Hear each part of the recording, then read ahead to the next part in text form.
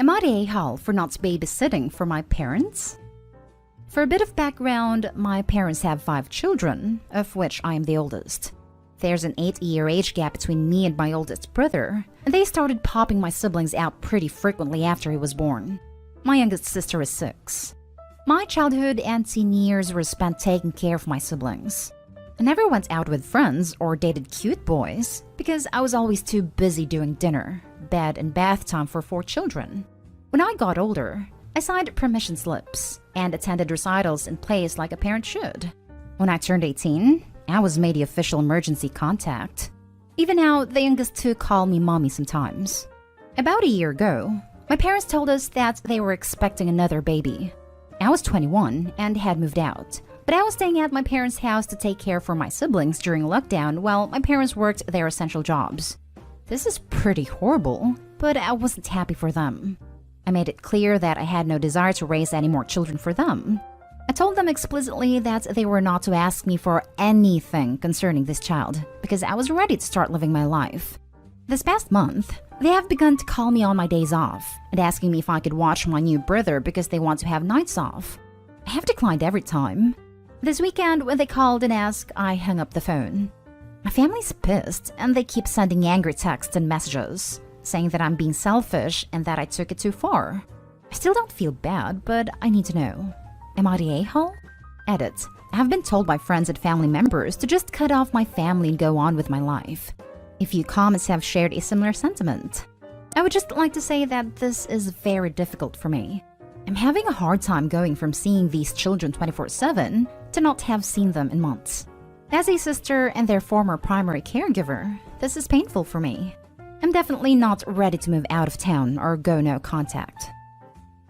Now for the top comments. Not the a-hole. What they're doing is called parentification. It's a form of child mistreatment. They are the ones being selfish. They brought another child into the world, so it's their responsibility to parent. You made it perfectly clear where your boundaries are. Stand firm and enjoy your life. This is exactly right. The a-holes are OP's parents. OP's not the selfish one. Their parents are, and they took it too far having children that they can't seem to be bothered to actually be parents to. If they want nights off, they can take turns at being the parent for a change. It is definitely not OP's responsibility. It almost looks like they have a pregnancy fetish, and then become disinterested in the human being that results. Not the a-hole. Not your kids, not your responsibility. They made a choice to have yet another baby, and said baby is 100% their responsibility. You owe them nothing. Go and live your life. In my mind, I know that they aren't my children, but I can't help but feel like I'm turning my back on them. Kids are obviously their parents' responsibility, but at this point, I'm sure the youngest are confused about who their parents are. I'm trying to live my best life in my 20s, but the guilt is overwhelming sometimes. Not the a-hole. You were an abused child, forced to parent. Your parents and family are horrible to try to guilt you. Congratulations for standing up for yourself. A few people have used the word mistreatment in their replies. I have to say that aside from the obvious, I had everything I needed growing up. My parents never laid a hand on me. I agree that they weren't great, but I wouldn't go so far as to say I was mistreated. Now for the next story. Am I the a-hole for not staying with my mother because of my future stepbrother? Hi Reddit. I'm really conflicted right now because I feel like a prick, but I also don't think I'm entirely unjustified here.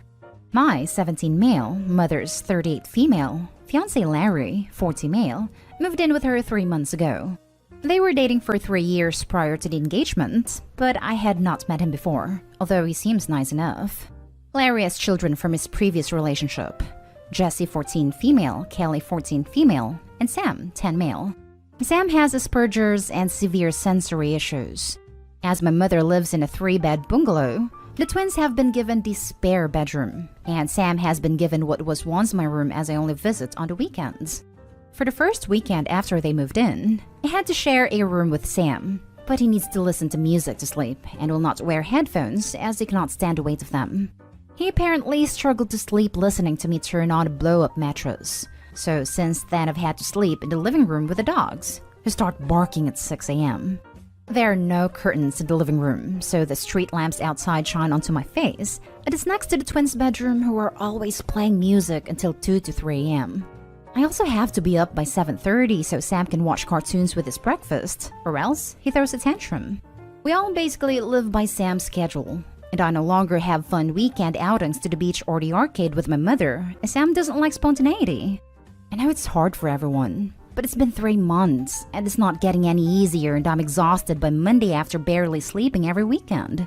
As I'm over 16, my parents have always allowed me to decide how often I spend with each of them, and I've requested to not stay over at my mother's anymore, as I'd prefer my bedroom at my father's to the blow-up mattress in her living room.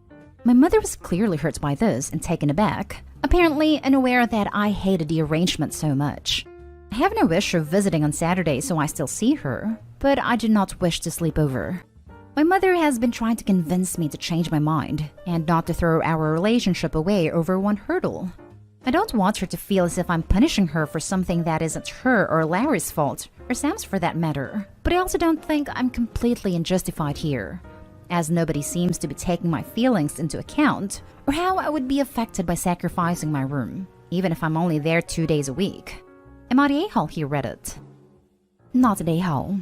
It's not Sam's fault, so he's not an a-hole. But neither are you. The home is not large enough or laid out properly to accommodate the people living in it, and that's just how it is.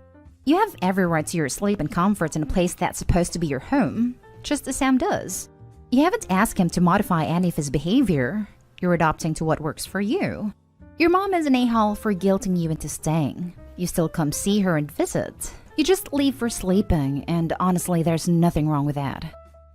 Yeah, I wouldn't call Sam an a-hole, and I'm trying not to resent him or Larry over it. It's no one's fault. It's just frustrating. Basically, yeah, there's not enough room to accommodate everyone. I don't know anything about their mother, but I'm perfectly capable of just staying with my father, which seems to be the obvious solution. It's definitely the fault of the adults in this situation, namely your mother and stepfather. Agree. They literally put zero thought to the new living arrangement effect on Opie. Yeah, they seemed to assume/hope Sam and I could just share a room and had no backup plan for what happened if that didn't work out. I seem to be more of an afterthought than anything else. Not an a-hole. You're not throwing your relationship away. You're trying to compromise by at least visiting, but not sleeping over. Sleep is important, and you clearly can't get that at her place. It's not her fault, but there needs to be a workaround. I didn't understand why she saw it as completely throwing our relationship away either, but it's become unbearable to sleep at her house. Yeah, it's not her fault, but I can't see any other solution right now. It also highlights her failure to take care of you. That she didn't see all of this as difficult on you shows her deliberate blinders. Yeah, I had actually mentioned my concerns to her a month ago, and she encouraged me to give it another try. So how she was apparently unaware of my concerns, I don't know. Next story. Am I the a-hole for blowing up on my dad because of his blatant favoritism? So, I have a brother, male 17, who is on the school basketball team and admittedly plays really well. He is in many ways like my dad, male 53, who also used to play basketball and has a love for the sport. I, 15 male, on the other hand, do ice skating 3 times a week in an amateur organization, completely funded by my mom, who is divorced from my dad. So the conflict at hand came a few days ago when my brother came into the house and posed some small match between the neighboring school. Apparently they won, and my dad was rightfully very proud of him. We had a dinner for him with his favorite foods, and my dad made a comment saying I wish I took up basketball as well since I have the physique for it. I'm a very tall guy. I told him that I do have a sport I like already, and he responded with, well, yeah, but I'm talking about something more like a real sport. After that, I kinda blew up on him, telling him how he's never come to my performances, never had any financial investments in my hobby despite paying my brother hundreds of bucks, or how he never took me seriously, etc. He said that while he loves me and wants to support me, he thinks that my brother can go somewhere with basketball because it's recognized as a sport, while ice skating can't, and that's why he doesn't take it as seriously. I don't know what came over me, but I just got teary-eyed and ran to my room and have barely talked to my dad at all. My brother came in and told me I was overreacting and should apologize to my poor dad, and I think he might be right. So Reddit, am I the a-hole for overreacting? Now for the comments. Not the a-hole. It is not about the sport, but about the deliberate invalidation to glorify another. 1. Your father is setting double standards in a way that the scapegoat will never meet, and the golden child can effortlessly meet. No matter what you do, he will never be your brother. 2. Your father is using obligation and guilt to make you switch to basketball, a category that you don't like, and where the favorite child will remain unsurpassed. The unfair setup that your dad wants is meant to further reaffirm your current status as the designated loser in the family hierarchy. 3. Your brother, while enjoying the status as the favorite, normalizes your dad's favoritism and minimizes your pain. This is a common pattern in toxic families. I highly recommend the book Toxic Parents: Overcoming Their Hurtful Legacy and Reclaiming Your Life by Susan Forward. If your mother is in the picture, she is aware of the unfair treatment, but she is an enabler of toxicity. Edit. People in the comment section seem to be ignoring the importance of if.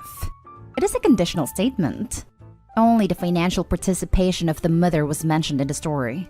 Financial contribution is not everything. It does not equate to participating as a true parent in other aspects of parental responsibilities, particularly setting and teaching healthy boundaries in the family, calling out unfair standards, and toxic behavior/mentality. It is about awareness and support. Even some rich families have toxic parents. There are other types of mistreatment. Giving money does not mean she is in the picture. Being divorced does not mean she is out of the picture. Mom is divorced from dad and fully supports Opie. Otherwise, this comment has it pinned correctly, Opie. You are not the a-hole. Your family dynamic is very messed up. If you can ask your mom for therapy, starting now is good. Ice skating is an Olympic sport. The strength, flexibility, and balance alone makes it worthy. Your dad is obviously a man's man, but that doesn't mean he has to be an unfair and horrible father. You're not an a-hole here by any means. Good luck, and maybe we'll see you win gold. Ice skating not being considered a manly man sport astounds me. I mean, it's basically ballet on a slick surface with murder blades strapped on your feet. But yes, throwing balls through hoops is a manlier sport. Not an a-hole. Your father was insensitive. He also is wrong about the athleticism required for ice skating. Former world champion Kurt Browning used to skate with Edmonton Oilers during their practices. He could skate rings around the players, who were shocked by this. But anyone who knows ice skating knows it's not easy. Last story is titled, Would I be the a-hole if I got my little sister's college scholarship revoked? I, 21 male, have been an avid writer my entire life. I have written 3 full-length novels that I'm almost perpetually reworking, a book of short stories all set within the same universe. I have been working on this universe and the characters within it since I was 13, and it is all very personal to me. This week, I found out that my younger sister, 17 female, won a massive scholarship by submitting one of my short stories. I would have been upset regardless of which story she'd taken, but she happened to pick one based around my experience feeling othered because of my autism. My sister is not autistic and has actually tormented me for my autistic traits in the past. So the fact that this was the story she picked to steal from me almost feels like an attack. In addition to submitting the story, she also had to write about what inspired her to write the piece, and even thinking about what she must have made up makes my blood boil. My parents are currently struggling for money, and this scholarship would pay for almost her entire first year. Both my parents know what my sister did, and they both asked me to just let it slide because my sister having the scholarship is helping our family out a lot. They were also worried that the school my sister has been accepted to might find out and rescind her admission. They are both using the excuse that she is just a little girl who made a dumb mistake, and that it would be petty and over the top for me, an adult man, to hurt her future over it. I don't want to hurt my parents financially. I don't even really want to hurt my sister. But I don't want her to have this scholarship. I have all the proof that she's not the real author of the story, but would I be the a-hole if I actually sent it in? Should I just let it go for the benefit of my family? I don't want to hurt my parents financially. I don't even really want to hurt my sister, but I don't want her to have this scholarship. Not the a-hole, but you can't have all 3 of those things at the same time. Make your choice and the consequences will follow. This sucks it happened, but you are going to have to make a choice. I would suggest start securing your stories in some way. If they are on a personal computer or flash drive, password protect the files. If they are on paper, move them to the PC and password protect the files. This. Also, OP, it's time to start sending out the story she stole from you for publication. She's proven that it's ready to be published, so publish it and any other work she had access to, and make damn sure she doesn't have access to anything more you write. You would not be the a-hole, but understand this decision will likely come with consequences. It will impact your family financials, is likely to get your sister kicked out. Most schools have pretty firm plagiarism policies, and it will absolutely impact your relationship with all of them. Your sister has poor ethics, and she should learn. But you'll likely bear a piece of that cost. Good luck. I would be pretty angry if this situation happened to me. This is something that I would be furious at my sibling for, and it would hurt our relationship a lot. I don't think I would say anything though. Getting your sibling kicked out of the school she is hoping to attend, and losing a scholarship while your parents are helping pay for school will certainly damage your relationship with your parents. I hope he's completely in the right. But it might be a better idea not to say anything, at least for now. If Opie decided to try to get their work published, that changes the story. And at that point, Opie should be honest and expose the sibling. She should decline the scholarship. She can say that on further reflection, she has realized many of her words were heavily inspired by your works, and that she cannot accept an award for it. She should absolutely not admit it is actually your work. You should absolutely not admit it as your work unless you are planning to publish this work. Doing either will mean she is thrown out of college and that no others will take her. She should take a gap year to do community college and get her prerequisites out of the way while she saves money to attend next year. Edited to add, if you wreck your family to prove a point or she takes a merit award she didn't earn, your parents allow it.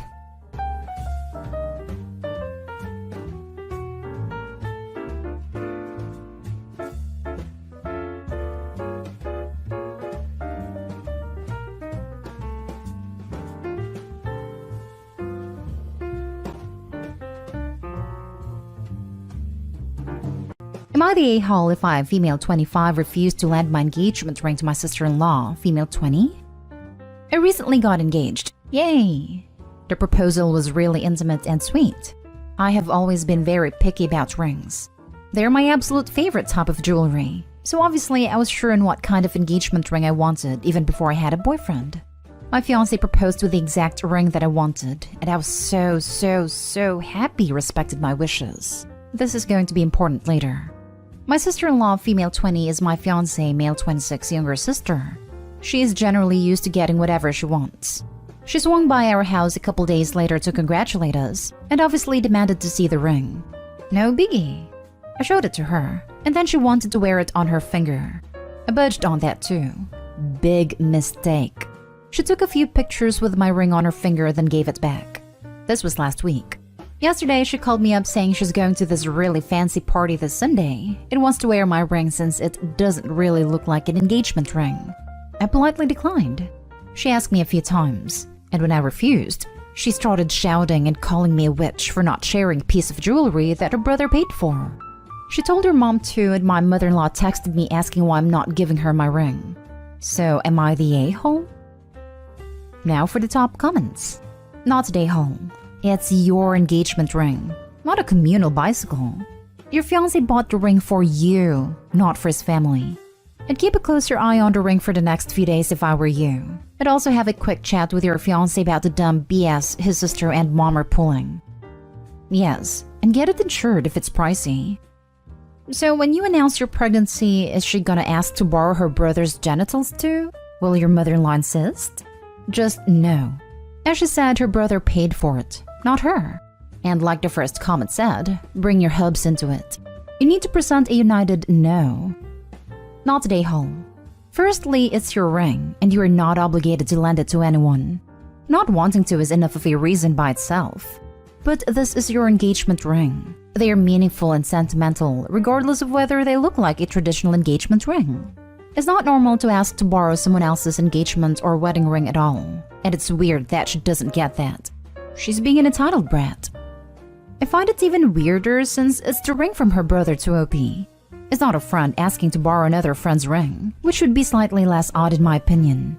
I would not want to wear a ring that my brother gave to his fiancée as a symbol of his love. Not the a-hole. It's not just any piece of jewelry. It is your engagement ring. I am wondering if sister-in-law told mother-in-law it was just a ring that she was trying to borrow, or if she told her that it was your engagement ring. If mother-in-law would be okay with that, let her give sister-in-law her engagement ring rather than borrowing yours. Next story. Am I the a-hole for insisting to invite someone to the wedding when my fiancé is against it? I'm 26 male and my fiancé, who I'm getting married to in a few months, is also 26 female. I started dating my fiancé 4 years ago and we got engaged last year. Before I met my fiancé, I was friends with one girl since we were 16 years old. We weren't that close, but we were good friends. I had no contact with that girl after she had cursed out my fiancé multiple times, and when she was acting jealous over the fact that I have a relationship and I'm going on dates with my partner. She was getting really exhausting, and I felt suffocated by her. After she spoke some very horrible words to my fiancé, I cut her off. That was almost 2.5 to 3 years ago. Now this girl started dating my cousin 3 months ago. My cousin will be invited to the wedding, and although I'm not that thrilled about it, that girl will be his +1. My fiancé is totally against it because that girl has treated her horribly, and she doesn't want her at the wedding because she believes she's the kind of person to make the wedding about herself. She's not totally wrong. That girl is extremely weird and is capable of pulling a stunt to get all eyes on her, whether it's negative attention or positive attention. I get why my fiancé is worried, but I don't want to tell my cousin to not bring his +1, who's his girlfriend. My fiancé seems to try to accept it, but I can't help but feel like the a-hole for insisting to invite that girl when my fiancé has valid concerns to not want her there. You're the a-hole. Your fiancé was treated bad by this person. If it was the other way around, wouldn't you be against it? I'm easier with compromises than my fiancé is, and I can manage being in the presence of people I don't get along with.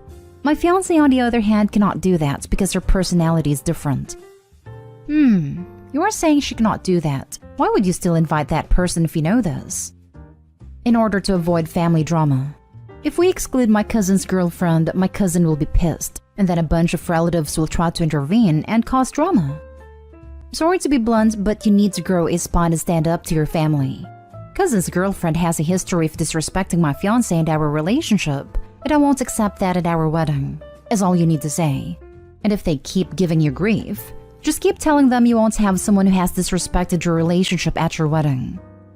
You're the a-hole. If this woman sounds like she will be causing serious drama, I don't think it's a coincidence she started dating your cousin 3 months before your wedding. Tell your cousin she is not invited. No one who disrespects the bride like that, whether today or 5 years ago, should be allowed to attend. Why does your cousin's comfort matter more than your fiancé's at her own wedding? You're the a-hole. I keep waiting to see a legitimate explanation for this. A cousin can't bring a girlfriend of 3 months, versus the bride has to deal with the stress of knowing a person who harassed and insulted her that they had to cut out of their lives is coming and can cause drama at her wedding. How on earth is this even a debate? Your fiancé has to feel like your lowest possible priority right now. You're the a-hole. Next story is titled, Am I the a-hole for turning down the best man role and disrespecting the couple's wishes? I will provide some context before getting to the actual story. I come from a country where bridal parties like groomsmen and bridesmaids are not a thing.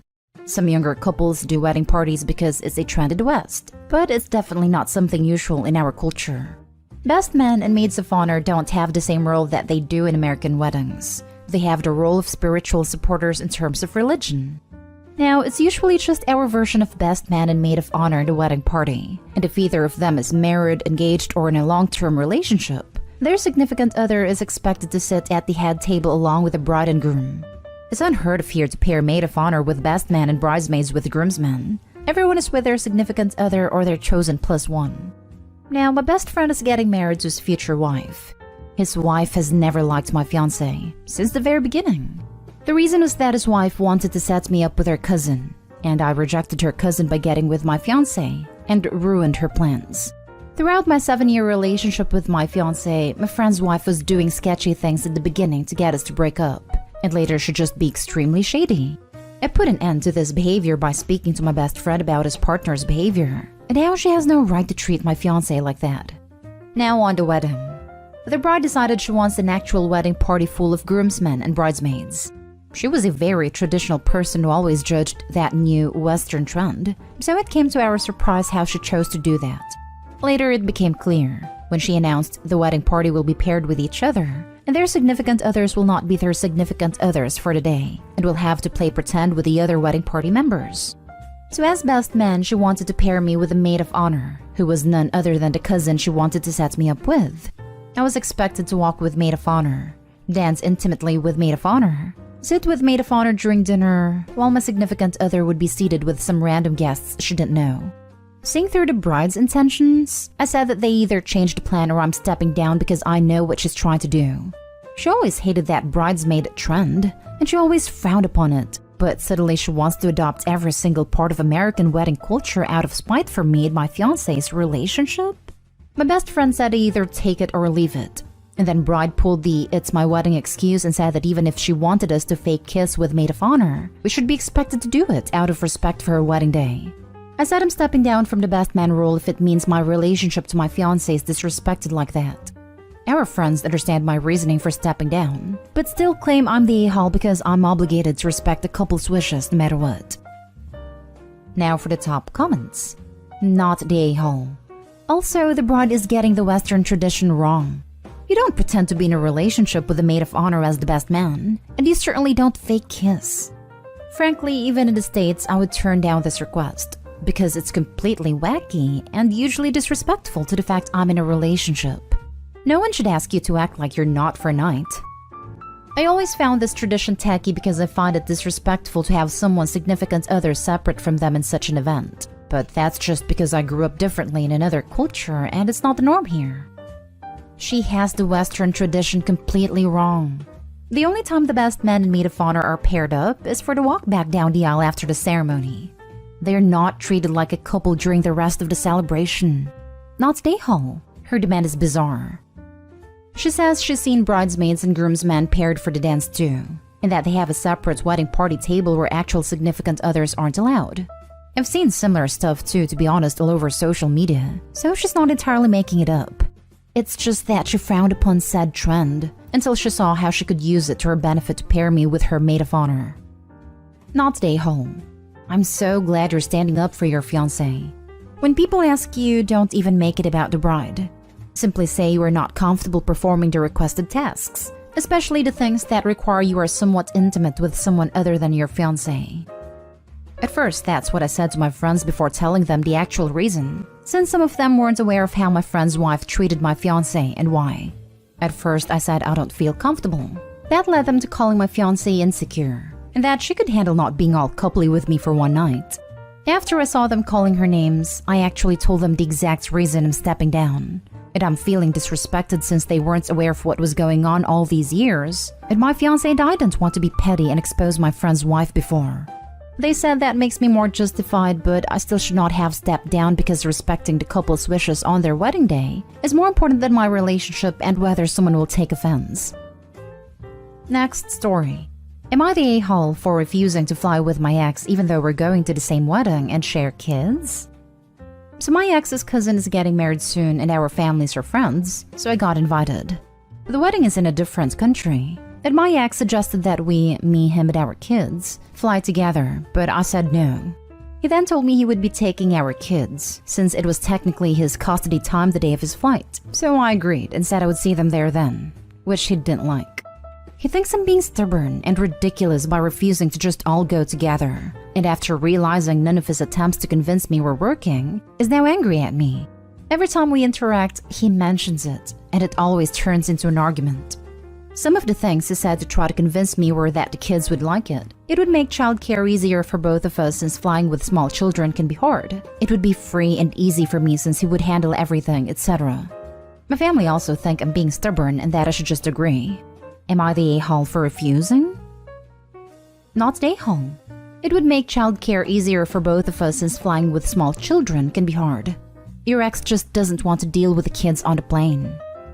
He asked that the kids fly with him after Opie declined his offer to fly together. So your assumption that he's a crappy father is absurd. It's his time, so I'm not sure that assumption is correct.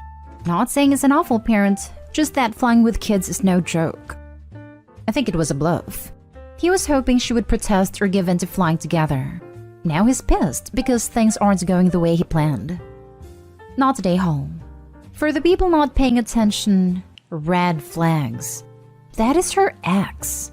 He is trying to control Opie and force her to spend time with him. If this was just about the kids, guess what? It's his days and he will have them. There is no reason for Opie to be with him. It's not any different if they had been at home swapping kids like normal. Why is the ex demanding that Opie must be with him? Her kid-free time is her time to do as she pleases. If she wants to be with her boyfriend while she has the kids, then that's her choice. Repeat, it's her ex. He doesn't get the pleasure of her company anymore. And him using the kids as an excuse is just wrong. Exactly. She doesn't have to explain. She said no. What is it with people seeing a no as a let's argue? Now for the last story. Am I the a-hole for telling my girlfriend that I don't like the gift she got me and asking for something else? My girlfriend, 22 female and I, 26 male, have been together for almost 4 years and live together. She has a stable career and has bought herself a car and was taught to drive in high school. I was never taught to drive, and it's not really necessary because I can Uber, take the bus, or my girlfriend can drive. She's offered before to teach me to drive, but I declined because I'm not really interested in learning, because I don't plan on getting a car since they cost a lot of money. So, my birthday was yesterday and my girlfriend was really excited to give me my gift. It was private driving lessons, which admittedly cost her several $100s. I was really offended because I don't want to learn to drive. She hyped the gift up like I'd love it, but I honestly hate it. It seems more like it's for her because she wants me to learn to drive than it is for me. I got really upset and disappointed when I opened it, and she kept pushing to ask why I didn't like it. I told her again that I don't care for driving, and it seemed like a really impersonal gift, because I don't even want my license or a car, so why would I want this? I felt like she doesn't even know me. And she got really upset, so I suggested she return the lessons and get me something I would like better. Now she's calling me Nahal and said the lessons are non-refundable, and is really upset with me. I don't think I'm the a-hole because I've told her before that I don't want to drive, and I feel like she's trying to change me. So now she's being immature and won't drive me anywhere, and tells me I can Uber if I want to go somewhere, even if it's somewhere she was going to go already. Like she went thrifting and to the grocery store without me. We always go together, and said if I really wanted to go that badly, I can Uber. It's not even like I ask her for rides ever. I just tag along if she's already going somewhere. I get Ubers to and from work and have a good job, so it's pointless for me to even get a car or license. When I told her that, she said that she's tired of always being the driver and likes to be the passenger sometimes. But to me it sounds like she gave me a gift that she wants. Because if she hates being the driver so much, I suggested that I could get lessons for her birthday, not mine, and that upset her even more. She said that it isn't a gift for her, and she'd be upset if I got myself driving lessons for her birthday. I told her basically, see, so you'd be upset if I got you something that you think is for me for your birthday. And she said yes. So even though I explained to her there's a double standard, she's still insisting that I'm the a-hole. Info, how much do you financially compensate your girlfriend for driving you about? I don't, because I don't ask her for rides. I just tag along if she's going somewhere. So you never get a ride anywhere that she isn't already going? What happens if she doesn't want to drive? Or if she wants to have a drink? We don't drink because she doesn't want to pay for an Uber. So we just drink at home if we do. And if she doesn't want to go somewhere, then we just don't go. But she'll usually end up needing to go places eventually, like the grocery store or whatever. You're the a-hole. Read between the lines, dude. She's tired of driving you around everywhere. It's one thing to be unable to drive. It's a whole other thing to just refuse to drive. What's going to happen if there's an emergency? But mommy, I don't want to drive.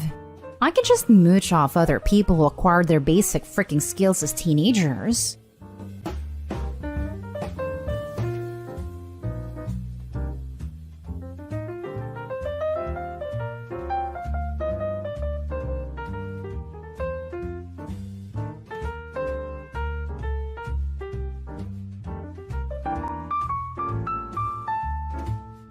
Am I the a-hole for cutting a family member off from a trust fund? 2 years ago, I won a considerable sum in the lottery. Not a scratch-off, The real lottery, to the tune of many millions of dollars. My state does not allow anonymity, and I have many relatives who are less than financially responsible. I knew if I didn't do something, I'd spend the rest of my life being badgered. So I set up a trust for my extended family with a good chunk. How it works is if family has an emergency, they call the trustee and ask for funds, and they assess the need and gives them the money if it meets the terms set in the trust. It's to be used in situations like someone being behind in bills, medical debt, unexpected car repairs, etc. It's to help them get through tough times or major life events, not for vacations or luxury purchases. One of my cousins, let's call him Dale, applied for $75,000 for a brand new loaded pickup truck. He was denied. This was neither an emergency nor was it necessary as he had a perfectly fine vehicle. They offered $5,000 to help with down payment and taxes, and he accepted and bought the truck. This was 6 months ago. Today, the trustee brought to my attention that Dale has never made a payment of his own for the truck. He waits 2 months until he's behind, and then applies for help. The first 2 times they gave him the benefit of the doubt, but now that it's happened a 3rd time, and they're rightfully suspicious. I told them to advise Dale that he can no longer get assistance for his truck payment and to get him some information on how to return it if he cannot afford it, and that we would help, within reason, to get him a much cheaper vehicle that he could afford. Well, this morning his sister Jessie sent me a screenshot of a post he made on Facebook basically bashing me, calling me a selfish prick, and ending with stating he can't wait until I die so he can inherit millions and dance on my grave. Not sure why he thinks that. Most of the money will go to my parents and then the trust, along with a few charities. So I decided to revoke Dale's access to the trust completely, as I don't feel comfortable subsidizing the lifestyle of someone who is actively hoping for my death. Jessie feels bad now for sharing the post and is asking me to reconsider. While Dale is fuming, and my auntie said some choice words leading me to wonder if I'm an a-hole. Dale's father agrees with my decision, but many of our family split. What do you think? Edit. I know it's hard to understand why I even set up the trust to begin with, but I grew up an only child, so I've been extremely close with my cousins and consider their children my nieces/nephews, and them to be the closest thing I've had to brothers and sisters. So I don't want to see them struggle in life if I know I can prevent it without setting myself on fire. But I also am not the most objective person when it comes to them, so I created a trust and appointed a trustee to make the hard level-headed decisions. Dale is the first one to even attempt to take advantage, as the others have only requested funds during the pandemic to help with the necessities like mortgage payments and food. And so far, 2 of my nieces were given some money to help with school. The fact that he tried scamming and taking advantage of something meant to help the whole family hurts worse than the Facebook post, honestly. Now for the top comments. Not a-hole. My suggestions? 1. Revoke Dale's access to the trust. If you want to give him a chance to mend his ways, make it for 5 years conditioned on Dale improving as a human being. 2. Tell all the family of your decision. Remind them that it's your money, nobody's entitled to it. That the trust was set up as you care about your family's well-being. But it's not so that any one member abuses it, as it's not fair for all the others. 3. If you want, clarify the information about the will as well, and that the trust will not suddenly see a big infusion of cash upon your death. 4. Finally, let everyone know that the rules apply equally to all, and that anyone who agrees with Dale is equally able to notify the trustee or you not want to access to the trust anymore. P.S. You are very generous and smart in setting up the trust. Keep trusting, pun intended, your instincts. Do the rest of the family not realize that Dale misusing the trust means there's less for them when they really need it? Tell Auntie if Dale takes everything he wants, someday she won't get something she needs. They probably think it's such an unfathomable amount of money that it can never be spent down to zero. And that everybody is why so many lottery winners go broke. Opie has the right idea. Open access would deplete the winnings in no time. Not a-hole. Opie must really love his extended family members or close to them. Because if I won the lottery, chilly, my no game is strong. I have no problem telling people no. It would be cheaper to hire someone to just say no to the family all the time. Not a-hole. It is your money. And while the trust was mainly done to avoid their badgering, it was still a generous act as they never had any right to the money to begin with. You allowed them access for emergencies, and Dale tried to take advantage of it in you. And even then, he still would have been allowed to use it if he didn't go on social media and post hate. It's his own fault. Facebook is not private, so he ran the risk of you seeing it. And if he can't understand that action of consequences, he shouldn't have access to your money, especially if he is clearly waiting for you to get said money. The aunt clearly doesn't understand that access to your money is not a given, even if you are family. Dale was acting entitled and broadcasted it to the world. I would have cut him off after finding out he was trying to cheat the system personally. You have no reason to feel bad for not wanting to share with someone so hateful. The only person at fault here is Dale. If he didn't openly wish for your death on Facebook, which was just plain stupid and spiteful, then he would still be able to use the trust for emergencies. Now he has to do what everyone else does and figure it out on his own. Dale wishes for someone's death to take their cash and dance on their grave. Gets cut out of will/trust. Also Dale, shocked Pikachu face. Dude got what he deserved being greedy. Him taking cash like that takes cash away from the trust as a whole. The other relatives should be annoyed. To be fair, they're not upset that he was told no about the truck. They do think that was appropriate. It's the removing him as a beneficiary completely that some people think may be too harsh, because it means if he ever does have a legitimate emergency situation, he won't have the same family fund to fall back on. Now for the next story. Am I the a-hole for not leaving some of my gaming consoles behind when I moved out? I, 18 male, moved out of my parents' house 6 weeks ago. We had a bad relationship for the last 3 years, and I couldn't handle living there, so I decided to stay with my best friend's parents. My relationship with my parents started to suffer when I was 12, and they became foster parents. Life changed pretty hard. They started taking in kids with all kinds of complex needs, and it led to them taking a sibling set when I was 13. And I had to give up my bedroom and move into my dad's old office, which was a box, so the boys and girls could have rooms big enough to share. We then moved to a bigger house so they could foster more kids, but I still ended up in the box room. Then we fought about me having a job and not treating my step-siblings now that I had money of my own. From there, we pretty much fought about everything. They told me I was selfish and ungrateful, and I had so much, the least I could do was try to be a good big brother and embrace the fact they wanted to help kids. I just resented ending up in a box room and being expected to spend money on these kids. It felt like being shoved into a tiny room should have been enough sacrifice, but no. What pissed them off was how little I wanted to take part in the day-to-day stuff, like therapies, doctor's appointments, taking them to and from school, etc. Once my parents moved into the bigger house, money was super tight and they are still struggling with that now. When I moved out, I took my video game consoles, the ones I paid for. There's my PS1, PS2, PS5, Switch, and a GameCube, and my parents were pissed. They asked me to leave some of the stuff there for their foster kids, but I said no. That I had bought them and I wanted to keep them. They called me selfish again, and said the kids deserved more of those happy things with hard lives they've had. So I told them they should buy them for them then, but I'm keeping my property.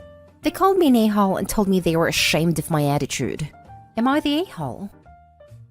Not the a-hole. They want you to parent kids that are not even theirs. Just foster. It's great that they're helping those kids, but they sacrificed their own child to help others. They shouldn't take on more than they can handle financially. I honestly don't think people should be allowed to foster if they have underage children of their own. I don't think there's anything wrong with it if they do it correctly.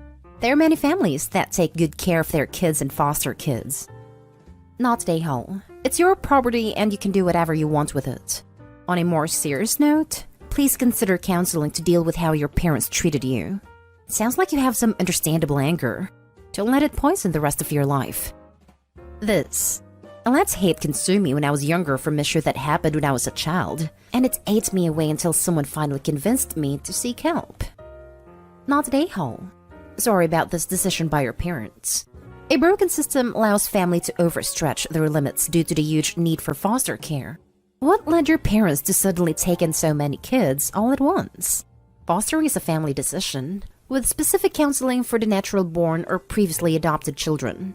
It helps avoid the feelings you have, which are often present even if you get to keep your room, let alone get shoved entirely to the side. Good luck building up your life going forward. They had always wanted more kids, but my mom couldn't have more after me. I think they thought me being older would make it easier, because there would be less jealousy / less need to be so hands-on with me. Like I could feed myself, get myself up, dressed, shower, homework, all that stuff. So they had time for foster kids therapies. Next story. Am I the a-hole for insisting I get the phone back despite policy? My kids attend a year-round school and started backup for the new term 2 weeks ago. My eldest, 16 female, ended up getting her phone confiscated for using it during class to watch TikTok. We had discussed this before she even got the phone, then had some issues last year. As a last resort, I told her if that happened again, the phone would become mine, and she'd get an old flip phone that was my husband's, with no internet until she could prove trust. The school policies had changed this term from a phone would be confiscated until a parent could come get it, to a phone would be kept for 2 weeks as a first offense, 3 for second, so on and so forth. I wasn't okay with this, as I don't trust the school to not lose it. I know they've lost / broken other students' phones. Plus, I don't want them having access to my daughter's private information. I went to the school and requested it back, saying I wouldn't give it to my daughter, but I paid for it. Secretary gave me this bill, and I didn't blame her, but asked to speak with the vice principal. He comes out and repeats them. I said, okay, but I'm the parent. I paid for it, and I never signed anything giving you permission to hold it. They were refusing, so I said I'd sit in the office until it was given back. I did so, and waited for close to 2 hours. Finally, the principal came out and said I needed to leave. I said if I left, I'd be back with a police escort. At that point, the phone was returned to me. My husband says I Karen'd my way out of it. But to me, it's not their property to take. Am I the a-hole? Now for the comments. Not the a-hole. The school's policy is stupid. Your daughter was in the wrong. But many high school students need their cell phones for communication, like younger siblings, jobs, and medical appointments. Some kids stay home alone in houses with no landlines or drive, making having a phone a safety issue. While the school is within their rights to discipline your kid during school hours, they need to get their head out of their A and realize that there are bigger issues at play. Edit. Even stronger not the a-hole in light of the fact that the school lost or broke phones. I hope they're paying the parents $800 every time that happened. I'm pretty sure it's illegal to keep someone else's property, especially for weeks. Not the a-hole. Since when can schools just take private property with confidential information on it for weeks at a time? Especially knowing how often things get lost when they are confiscated. How often do you see articles of teachers / principals confiscating electronics and then selling them on eBay? I've definitely seen those stories. No thanks. They were definitely hoping you'd just get bored and leave. They have no grounds for keeping things like this. I knew it when you threatened to get the police involved. I've read at least one news story of someone who worked at a school stealing / spreading nudes off a student's phone. No, kids shouldn't have those, but teenagers are gonna be teenagers. And I was sharing underwear and swimsuit pictures to friends / boys when I was 16. That's a case where they were caught and punished for it. Edited to add, a phone does not necessarily need to be unlocked to access photos if an ill-meaning staff member has a charger cord to hook it up to the computer, and they know how to browse through the computer's file explorer as if the phone were a connected flash drive. Teacher here. Not the a-hole. What kind of whack job school is this? It is well understood in all the schools I have worked for that parents and teachers are a team working toward the same goal, the best interests of the child. Therefore, not only is the school's relationship with parents incredibly important, but parents should be looped in and consulted regarding both educational and disciplinary decisions whenever possible. You came in acknowledging that you agree that a phone should be confiscated, and ready to back that up at home by swapping your child's phone for a flip phone. So there should have been zero issue handing the phone back to you. I can't believe they choose this hill to die on. Just give the damn phone back. My god. Last story is titled, Am I the a-hole for not getting a tattoo with my sisters and inheriting our grandma's money? My grandma is super against tattoos, as she says they don't look good on women. My 2 brothers have tattoos though, and that's fine with her. When she found out my oldest sister, there's 4 of us, had a tattoo, we still don't know who snitched, she took my sister out of her will. So my other sisters and I made plans for the 3 of us to get tattoos in solidarity with our sister. I said I was going to do it, But then I realized how dumb that was and decided not to do it. They went through with it though, and they were mad at me when they find out I didn't do it. My grandma took them off her will, and when she died, my 2 brothers and I inherited all her money and estates. My brothers and I gave our sisters a little bit of it, but they want us to split it equally. My sisters have been pressuring me specially, because I had said I was going to do that tattoo plan with them and didn't do it. Am I the a-hole for not getting that tattoo with them? Also, would I be the a-hole if I don't split the inheritance equally with them? I already gave them some, but they want more. You're the a-hole. You were right about it being a stupid reason to do it. Especially if it meant your brothers got all the money. And your grandma's ridiculous. But they were mad at you when they found out you didn't do it? So you promised. They went and got it done, and you didn't. No, hey, I thought about it and I really don't want a tattoo. Maybe we could find some agreement to share some of the money with sister. You knew they'd be disinherited, and you'd get significantly more money. You shouldn't be guilted or coerced into getting a tattoo that you aren't 100% sure about. But this was about the money to you. If it weren't, you could have just told your grandma to disinherit you. Dude, it doesn't sound or appear to the outside that you changed your mind and forgot to tell them. It sounds like you talked them into getting a tattoo with malicious Machiavellian intent. You're the a-hole. You took advantage of your grandma's views on women to steal inheritance from your siblings. It seems like OP planned this, and it is almost funny how she's behaving innocent. Everyone sucks here. Your grandma sucks, you suck, and your family sucks. The only fair thing to do is split it equally between everyone. If you chose to keep it, go for it. But is the money more important than your family? If so, you'd be the biggest a-hole of all.